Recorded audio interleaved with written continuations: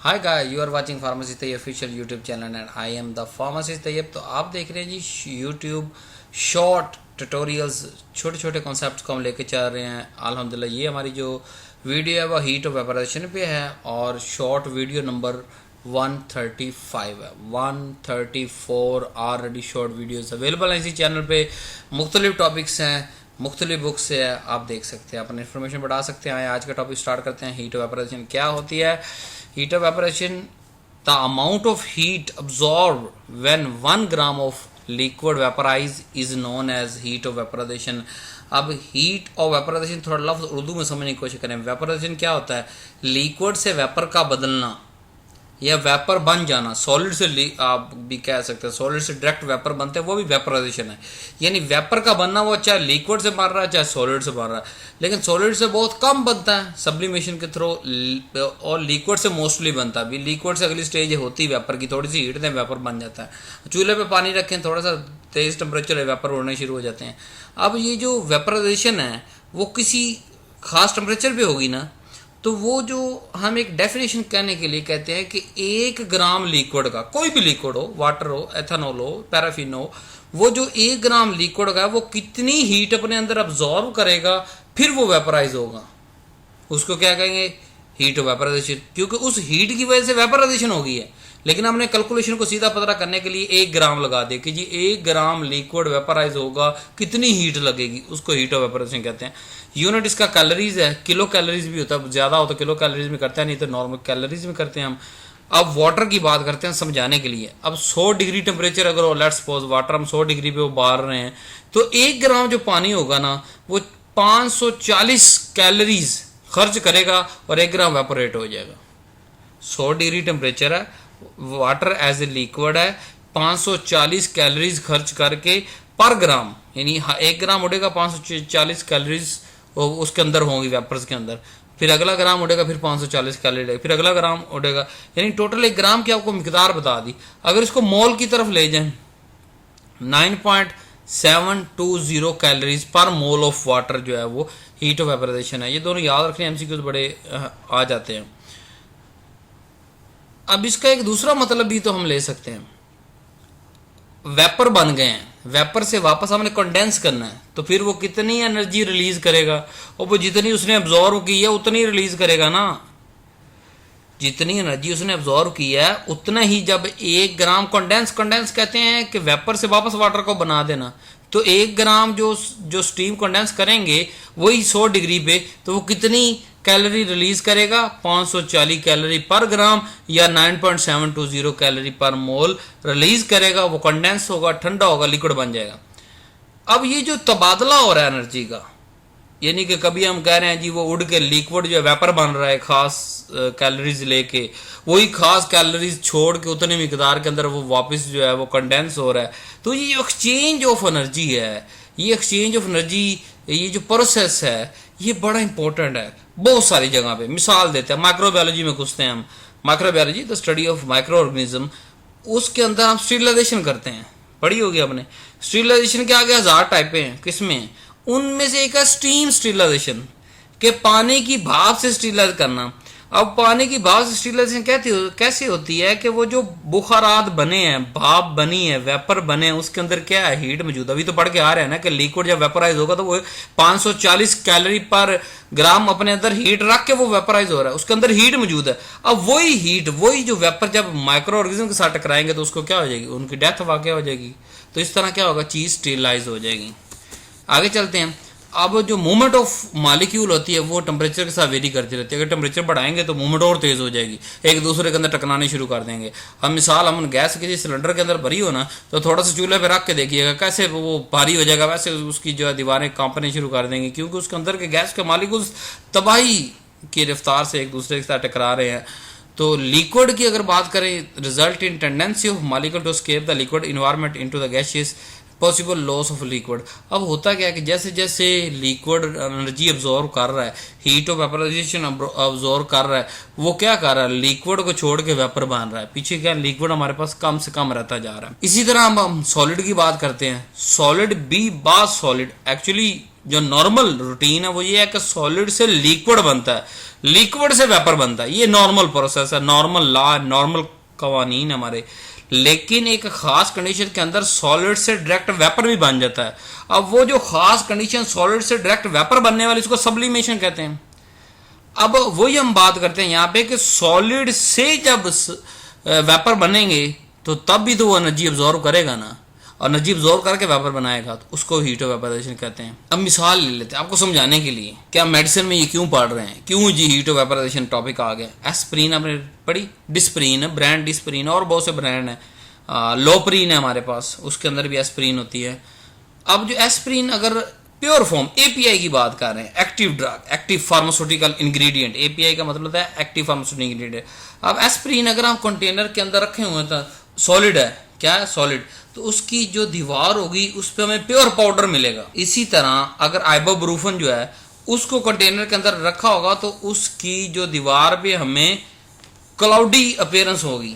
इसका क्या मतलब है कि एस्प्रीन सॉलिड सॉलिड रह रहा है, जबकि आइबोब्रूफन सब्लिमेट हो रहा है। सब्लिमेट होगा, उसके कुछ वेपर जो है वो दीवार के साथ चिपक रहे हैं। तो ये हीट ऑफ वेपरेशन का कमाल है सारे का सारा, एनवायरनमेंट से ले रहा है, कहीं से ले रहा है वो। अब जो ये हमारे पास वेपर प्रेशर, इसका जो यूज़ है बड़ा इंपॉर्टेंट है। किस हवाले से, एरोसोल डोजे फॉर्म के अंदर। अल्लाह के बंदो, एरोसोल डोजे फॉर्म क्या होती है? एरोसोल डोजे फॉर्म जो है वो प्रेशराइज कंटेनर के अंदर हम मेडिसिन फिल करते हैं, प्लस साथ में उसके अदर एक्सिपिएंट ऐड करते हैं, गैस वगैरह, प्रोपेलेंट वगैरह ऐड करते हैं। अब एक्चुअली वहाँ पे सारा खेल किस चीज़ का? वेपर प्रेशर का ही तो है।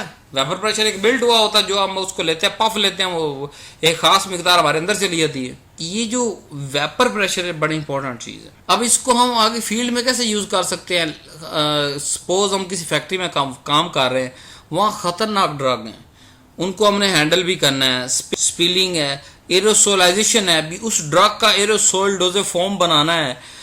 तो क्या करेंगे हम? सारा वेपराइज करके ये काम करेंगे, ताकि हमें उन वेपर्स को हम कंट्रोल कर सकें, कंट्रोल करके उसकी मोबिलिटी कंट्रोल कर सकें। और मोबिलिटी जो है वो टेम्परेचर पे डिपेंड करती है वेपर की, और हम टेम्परेचर बढ़ा के या कम करके वेपर की मोबिलिटी को कंट्रोल करेंगे, और उससे हम डिफरेंट डोजे फॉर्म भी बनाएंगे और अपने आप को भी बचाएंगे। अब हम बात करते हैं मुख्तलिफ ड्रग की। हमारे पास कैंसर ट्रीटमेंट के लिए कुछ ड्रग्स हैं, जैसे हमारे पास कार्बास्टीन है, हमारे पास साइक्लोफोस्फामाइड है, इटोपोसाइड है, सिस्प्लाटिन है, 5-फ्लोरोयूरासिल, या इसको आपने किताबों में 5-FU भी पढ़ा होगा, तो वो 5-फ्लोरोसिल ही होता है। तो ये मोस्टली जो है वो इनमें ये कार्सिनोजेनिक ट्रीटिंग एजेंट है, ये कैंसर को ट्रीट करते हैं। कार्सिनोजेनिक नहीं, कार्सिनोजेनिक तो कैंसर करते हैं, ये क्या है? कैंसर को ट्रीटमेंट करते हैं। इनमें से जो कार्बास्टीन है उनका वेपर प्रेशर टेम्परेचर बढ़ाने से ज्यादा बढ़ जाता है इन बाकी सब की निस्बत। बाकी सब का भी बढ़ता है, लेकिन कार्बास्टीन का टेम्परेचर बढ़ाने पे सेम टेम्परेचर बढ़ाया तो कार्बास्टीन का ज्यादा बढ़ जाता है। आए टेबल में देखते हैं। देखिए सबसे पहले मैंने कार्बास्टीन का दिया है, कार्बास्टीन में कितनी चेंज आ रही है आप देख रहे हैं। 20 पे इसका वेपर प्रेशर है 0.019, और डबल टेम्परेचर किया तो डबल वेपर भी तो होना चाहिए था। डबल वेपर नहीं हुआ, ट्रिपल हो जाता, चौरप्पल हो जाता, 5 टाइम हो जाता, 10 टाइम हो जाता, लेकिन इट इज ऑलमोस्ट 50 टाइम जो है वो उसके है कि वहाँ 0.019 है और यहाँ पे 0.53 हो जाता है। यानी कार्बास्टीन को कंट्रोल करना इजी हो गया, उसका टेम्परेचर रेगुलेट करते रहेंगे, उसका वेपर प्रेशर कंट्रोल करते रहेंगे। तो इस तरह ये वेपर प्रेशर और टेम्परेचर का सारा सीन है। बाकी का भी बढ़ रहा है, बाकी आप टेबल गौर से देखें, लेकिन इसका कार्बास्टीन का बाकी के निस्बत ज़्यादा बढ़ रहा है। हालांकि टेम्परेचर हम उतने बढ़ा रहे हैं तो ज़्यादा बढ़ रहा है। तो इन सारी चीज़ों को मद्देनजर रखना पड़ता है हमें मेडिसिन बनाते हुए, मेडिसिन स्टोर करते हुए। अब कार्बास्टीन आप जो है वो हीट में रख दें तो क्या होगा? इस तरह जो है स्टोरेज में, मैन्युफैक्चरिंग सारी जगह काम आती हैं। अब जो पार्टिकल साइज होता है ना, ये वेपर प्रेशर को बड़ा डिपेंड करता है। अगर स्मॉलर पार्टिकल साइज होगा ना तो उसका प्रेशर ज़्यादा हो जाएगा, वेपर प्रेशर। अब वेपर प्रेशर ज़्यादा कैसे होगा कि वही सेम एरिया है, उसके अंदर अगर हम स्मॉल पार्टिकल वाली वेपर बनाएंगे तो वो क्या करेंगे? ज़्यादा प्रेशर लगाएंगे। अगर बड़े पार्टिकल होंगे तो वो वेपर प्रेशर उतना बिल्ट अप नहीं कर सकेंगे। तो इस तरह जो है वो इनको हम जब पर्सनल प्रोटेक्शन के लिए इस टेक्निक को यूज़ कर सकते हैं कि हम एक पार्टिकल साइज इस मिकदार का लें कि वो उसका वेपर प्रेशर हम कंट्रोल कर सकें। माइक्रोनाइज्ड जो प्रिपरेशंस होती हैं उनके अंदर भी हम अपनी प्रोटेक्शन के लिए इन चीज़ों को यूज़ करते हैं, वेपर प्रेशर को, पार्टिकल साइज को। अब जो time of evaporation of substance वो भी कैलकुलेट की जा सकती है। कैसे? जब हमें पता चल गया कि इतनी मिकदार लेके ये उड़ता है, तो टाइम का भी तो पता होगा कि इतने टाइम में इतनी मिकदार लेके उठता है, तो वेपोराइजेशन का टाइम भी जो है हर सब्सटेंस का कैलकुलेट किया जा सकता है, जो मेडिसिन में इस्तेमाल होगा, मैन्युफैक्चरिंग में। अब जो वेपर प्रेशर है टेम्परेचर के साथ वो वेरिएशन करता है, उसकी इक्वेशन हमारे सामने है, dlnp/dt is equal to change in enthalpy vapour pressure ये डिवाइडेड बाय RT2। अब यहाँ पे अगर हम डेल्टा एच को ज्यूम कर लें कि वो भाई कॉन्स्टेंस है, तो बाकी इंटीग्रेशन इस इक्वेशन पे हम लगाएं, इंटीग्रेशन लगाने के बाद हमारे पास रिजल्ट क्या आएगा, ये पूरी मैथमेटिक्स की एक लंबी कैलकुलेशन है। अगर आप इंटीग्रेशन देखना चाहते हैं गूगल पे अवेलेबल, आप इस इक्वेशन लिखें, इंटीग्रेशन लिखें, वो 20-25 पेजेस आ जाएंगे। उसके फाइनल यानी इंटीग्रेशन के बाद क्या इक्वेशन बचेगी हमारे पास, बचेगी log p is equal to minus change in enthalpy vapour pressure over 2.303 RT plus Constance.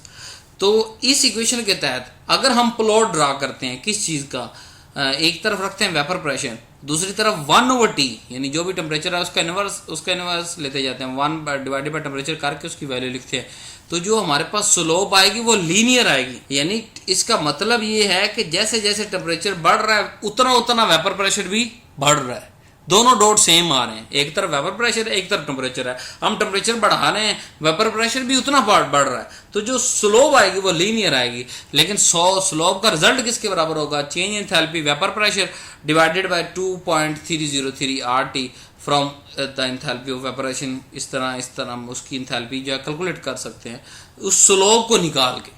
यानी हम 10 वैल्यू ले लेंगे, को 5 वैल्यू ले लेंगे वेपर प्रेशर की और 5 टेम्परेचर की ले लेंगे, इस टेम्परेचर पे ये वेपर, इस टेम्परेचर पे ये वेपर, इस वेपर, वो एक स्लोप आ जाएगी। स्लोप निकालना आता है हमें, आपने वो ट्राइंगल ले लेनी है, और वो अगर स्लोप आपने सीखनी है तो मेरी दूसरी लेक्चर सीरीज जो है वो बायोटेक्नोलॉजी की लेक्चर सीरीज फाइनल ईयर के इस सब्जेक्ट के अंदर सारी ये इंटीग्रेशन सारा कुछ वहाँ समझाया हुआ, हम वहाँ सर्च कर सकते हैं यहाँ।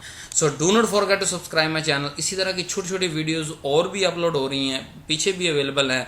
आप क्या करें, सिंपल कोई भी टॉपिक का सर्च करना चाहते हैं, आप लिखें जी एवेपोरेशन, आगे लिख दीजिए evaporation by pharmacist Tayyab official. मेरे यूट्यूब चैनल का नाम लगाएं, यूट्यूब आप खुद ढूंढ के देगी, आपको ढूंढने की ज़रूरत भी नहीं है। अगर आपके पास टाइम है, सारा नॉलेज लेना चाहते हैं, सारा इन्फॉर्मेशन आप डिटेल के साथ देखना, तो आप मेरी प्लेलिस्ट बनी हुई है, प्लेलिस्ट में जाएं। जैसे ये शॉर्ट है तो शॉर्ट की प्लेलिस्ट है, 135 वीडियो वहाँ शॉर्ट अवेलेबल है आपके लिए, तो वहाँ जाएं, छोटी छोटी क्लिप्स देखें, अपना इन्फॉर्मेशन अपनी जो है वो अंडरस्टैंडिंग बढ़ाएं, और चैनल सब्सक्राइब कर लें। हमारी जो फैमिली है उसको हमने इकट्ठा करना है, सब्सक्राइब करें और शेयर करें। थैंक्स फॉर वॉचिंग, अल्लाह हाफिज़।